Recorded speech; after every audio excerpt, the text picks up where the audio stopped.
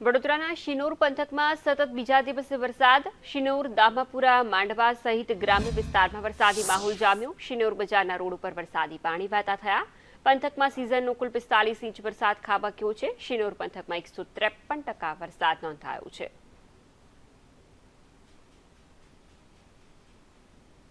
સવારથી જ વાદળછાયું વાતાવરણ અને ધીમી ધારે વરસાદી ઝાપટાની શરૂઆત થઈ. શિનોર બજારના રોડ પર વરસાદી પાણી વહેતા થયા. પંથકમાં સિઝનનો કુલ 45 ઇંચ વરસાદ વરસ્યો છે.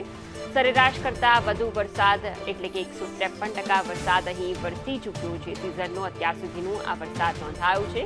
સવારથી જ વિવિધ પંથકોમાં કે જ્યાં આકાશમાં વાતાવરણની વચ્ચે ચોમાસાનો માહોલ ફરી એક વખત રાજ્યની અંદર જામે તેવું હવામાન વિભાગની જે આગાહી વ્યક્ત કરવામાં આવી છે તેના ભાગરૂપે જ શિનોર પંથકમાં વરસાદી માહોલ જામ્યો છે. સવારથી જ અલગ અલગ પંથકો કે જ્યાં વરસાદી પાણીથી તરબૂળ થયા છે.